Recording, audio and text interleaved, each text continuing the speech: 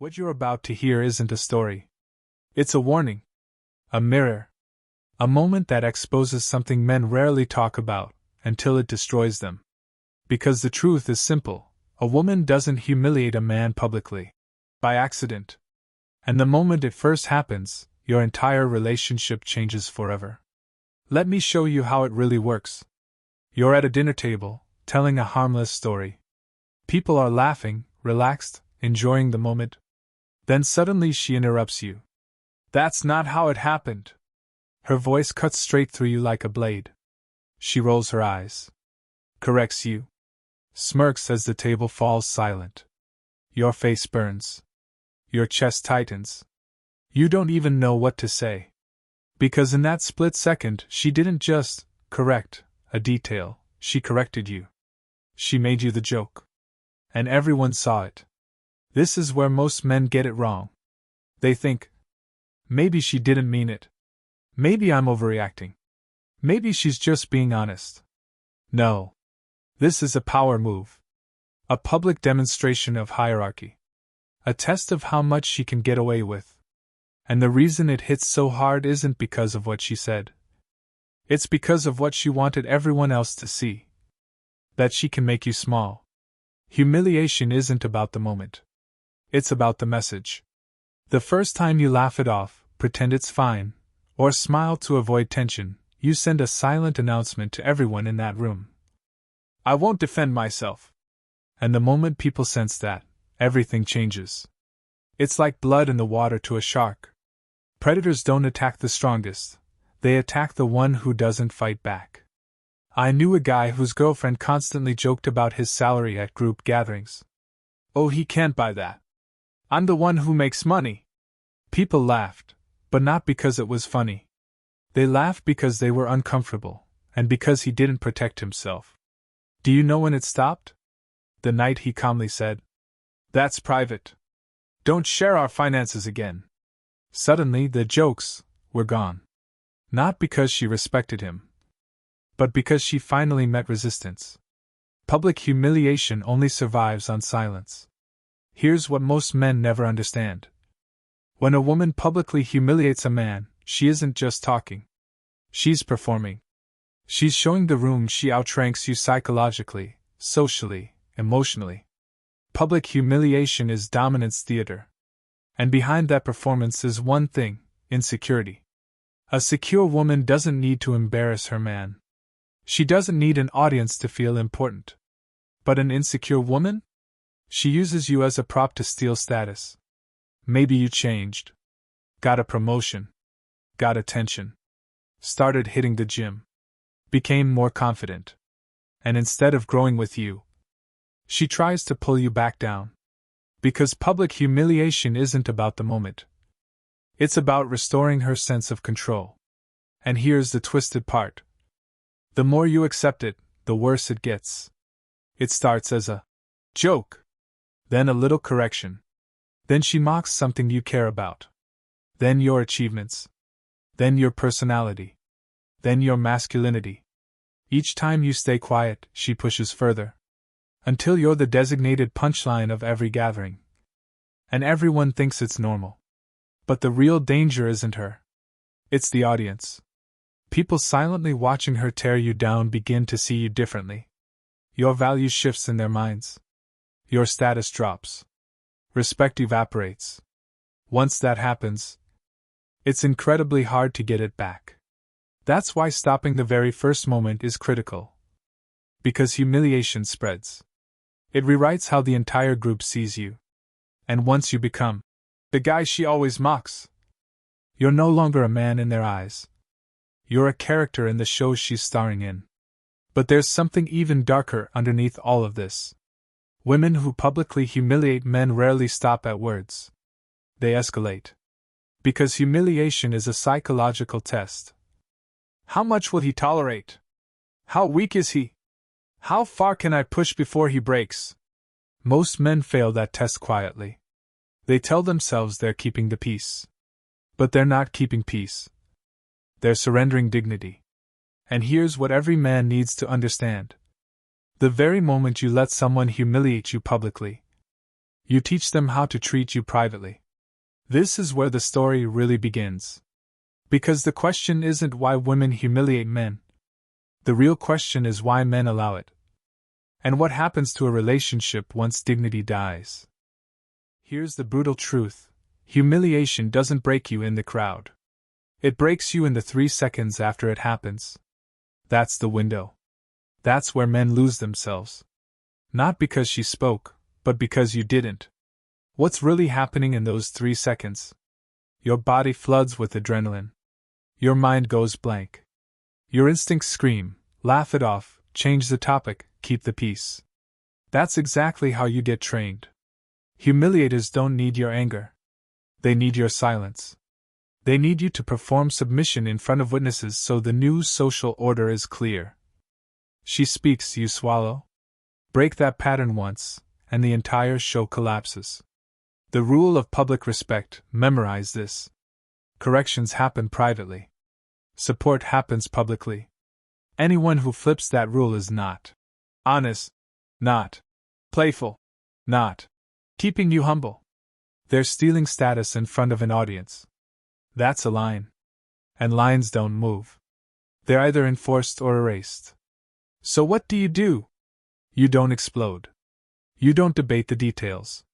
You don't start a courtroom in a restaurant. You perform one clean, calm action that resets the room. The boundary triad: pause, name, close. Pause, hold eye contact, breathe once. Name the behavior, not the person. That's a public correction. Close the door on it. We'll handle that privately. Let's continue. No apology. No sarcasm. No speech. One line. Door closed. The point isn't to win the moment. The point is to remove the audience from the power play. What if she keeps going? Then you deliver the consequence you already chose before you arrived. Already talked about it. I'm stepping outside for a minute. Stand. Leave the table. No theatrics. You don't punish. You don't beg. You end the performance by refusing to be the prop. Consequences aren't anger. They're architecture. You're building a reality where your dignity is not up for auction. But what about the audience? They're part of the machine. Understand this. Every laugh, every awkward smile, every look to the floor, it all compounds the hit. That's why your boundary must be loud enough to hear and short enough to finish. The room will follow certainty. If you wobble, they'll watch. If you hold, they'll move on. You're not just defending yourself. You're teaching everyone how you must be treated in your presence. The psychology behind her. Why? No, it's not about truth. It's not about accuracy. It's not about being honest with friends. It's about status anxiety. Something in the dynamic shifted, your success, your attention, your presence, your momentum, and she's trying to pull the rope back by making you small in front of witnesses. Secure partners correct in private. Insecure partners correct with a microphone. You don't fix insecurity by shrinking. You fuel it. After the event, the real work starts. Public boundary. Private conversation. Clear terms. The debrief script, use it word for word if you need to. Public corrections or jokes at my expense are a hard no. If there's something to discuss, we do it privately and respectfully. If it happens again, I leave, and the evening ends for me. I won't argue about this. Don't negotiate your dignity. Negotiate dinner plans.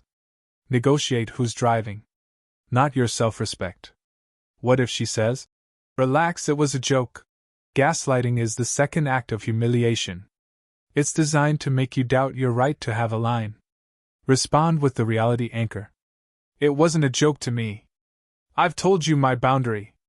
I expect it to be respected. Repeat once. Then stop explaining. Explanations invite debate. Boundaries end it. What if she apologizes? Great. Accept it. Then watch the next event. Change isn't an apology. Change is a pattern. You're not looking for perfect words. You're looking for the absence of public digs, consistently. People reveal themselves over time. Believe the pattern. What if she doubles down? Now you have your answer. You're not in a partnership, you're in a dominance ritual. And rituals only end two ways. You break them, or they break you. Leaving a table for 10 minutes isn't dramatic. Ending a night early isn't dramatic. Refusing the next double date until the issue is resolved isn't dramatic. It's called self-governance. Your nervous system will thank you. Your future will thank you. Rebuilding the man the crowd tried to shrink. Humiliation rewires your brain to expect attack. You reverse it with small, repetitive wins. First win, you don't laugh at jokes about you. Neutral face. Not funny to me. Second win, you redirect without heat. We'll do that privately. Third win, you remove yourself once. The show loses its audience. Fourth win, you build a circle where mutual public respect is the default, not a favor. You're training your system that you're safe because you enforce safety. Confidence isn't noise. It's quiet, practice refusal. The status reset. Humiliation is a status theft. Boundaries are a status reset. Not dominance over her. Dominance over yourself. Because when you command yourself, nobody else gets to. And once a man truly understands that, the performance ends, for good. There's a moment every man eventually reaches, a moment where humiliation no longer feels like a sting. It feels like a scar. A quiet, heavy mark on your identity that whispers, "Maybe this is just who I am now." But that whisper is a lie. And the end of this story is the part most men never hear, because they give up before they ever get here. Let's go deeper. Here's the truth nobody tells you. Public humiliation doesn't end when she stops. It ends when you stop believing you deserve it. Because humiliation doesn't live in her words. It lives in the space inside you where you accepted them. That's where the real battle is. The moment you reclaim that space, the entire dynamic collapses. The reversal, when the humiliator loses power. Something incredible happens when a man finally enforces dignity. She pauses. She recalibrates. She realizes you're no longer the easy target she could shrink for entertainment or control. Sometimes she respects the new boundary. Sometimes she panics. Sometimes she gets angry. But the reaction doesn't matter, the shift already happened. Because the moment you refuse humiliation, you change the emotional gravity of the relationship. Before, everything pulled downward. Now, the direction is up, with or without her. And here's the twist. The very same people who once laughed or stayed silent begin treating you differently. Your voice lands differently. Your presence feels different. Your energy becomes heavier, calmer, more grounded, the kind of presence that makes people think before speaking. A man who protects his dignity radiates something you can't fake. Self-respect. People sense it. People respond to it. People reorganize themselves around it. That's the real status reset. The relationship split. Every couple reaches a moment that decides the future. Either the relationship rises to meet your new standard, or it breaks under its own immaturity. If she respects your boundary, she becomes a better partner. If she resists it, she reveals she was never a partner at all, just someone who needed you to stay small so she could feel big. Not every story needs a happy ending. Some need a clean ending. And the man who chooses his own dignity always lands on his feet, even when he walks away alone. But what about you?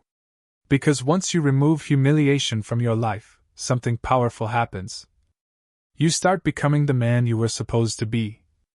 Before the insults. Before the jokes. Before the public corrections. Before the nights you drove home feeling less and less like yourself. Your chest loosens. Your voice strengthens. Your confidence returns. You breathe differently. You feel yourself again. You look in the mirror and recognize the man staring back. That man isn't fragile. He isn't passive. He isn't afraid of conflict. He simply refuses to abandon himself ever again. The legacy of your boundaries. Here's the deepest layer. When you protect your dignity, you're not just saving yourself. You're teaching everyone watching, friends, family, future partners, even your children, what respect is supposed to look like. You become the blueprint. And the blueprint matters more than you think. Because people don't learn from what you say. They learn from what you tolerate. When you refuse humiliation, you're not being sensitive. You're being a man who understands that dignity is the foundation of love, connection, and masculinity itself. Without it, nothing survives. With it, everything becomes possible. The final realization. A woman humiliates a man in public for one reason. Because she believes she can. A man stops public humiliation forever for one reason. Because he decides she can't. That decision is the line between being treated like a joke and being treated like a man. And the moment you choose dignity, the entire world treats you differently. Not eventually. Immediately. Before we end, let me ask you something important. Have you ever been publicly humiliated by someone you cared about? And when it happened, did you stay silent, or did you finally stand up for yourself? Your story might help someone who's still stuck in that moment. Share it.